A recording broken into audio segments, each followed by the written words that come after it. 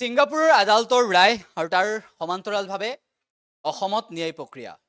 মুখ্যমন্ত্ৰী ডক্টৰ হিমন্ত বিশ্ব শৰ্মাই জুবিন গাৰ্গৰ মৃত্যুৰ পিছত ছিংগাপুৰ আদালতে যি ৰায় দিছে, ছিংগাপুৰ আদালতে যি কথা কৈছে, অসম আৰু ছিংগাপুৰ কিয় বেলেগ সেই কথা মুখ্যমন্ত্ৰীগৰাকীয়ে অৱগত কৰিছে। জুবিন গাৰ্গে কেনেদৰে প্ৰাণ হেৰুৱাইছিল, জুবিন গাৰ্গক হত্যা কৰা হৈছিল বুলি অসমত মুখ্যমন্ত্ৰী ডক্টৰ হিমন্ত বিশ্ব শৰ্মাই বাৰম্বাৰ উল্লেখ কৰিছিল।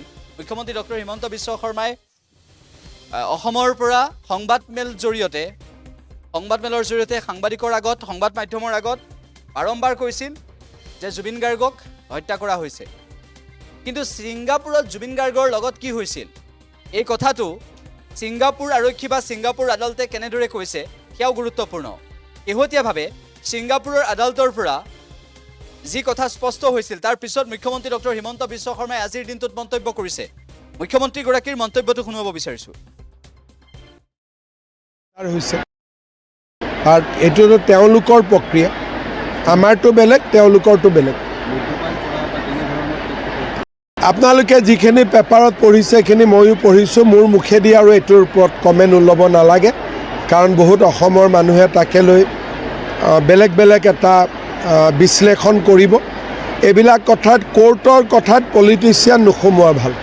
কোৰ্টৰ কথাত আমি ছিংগাপুৰ পুলিচে এটা ৰিপৰ্ট দিছে, তেওঁলোকৰ আদালতত বিচাৰ হৈছে, আৰু এইটো তেওঁলোকৰ প্ৰক্ৰিয়া, আমাৰটো বেলেগ, তেওঁলোকৰটো বেলেগ।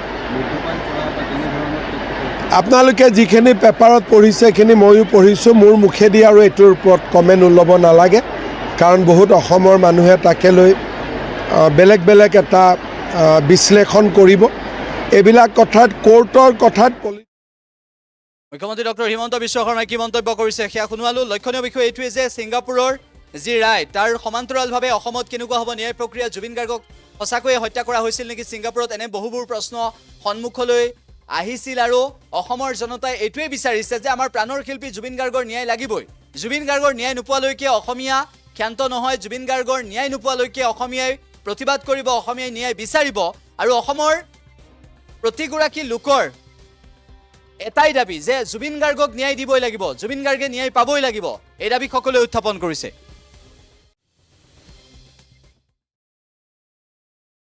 ৰিপৰ্ট দিছে, তেওঁলোকৰ বিচাৰ হৈছে, আৰু এইটো তেওঁলোকৰ প্ৰক্ৰিয়া, আমাৰটো বেলেগ, তেওঁলোকৰটো বেলেগ। আপোনালোকে যিখিনি পেপাৰত পঢ়িছে সেইখিনি ময়ো পঢ়িছোঁ, মোৰ মুখেদি আৰু এইটোৰ ওপৰত কমেণ্ট ওলাব নালাগে, কাৰণ বহুত অসমৰ মানুহে তাকে লৈ বেলেগ বেলেগ এটা বিশ্লেষণ কৰিব।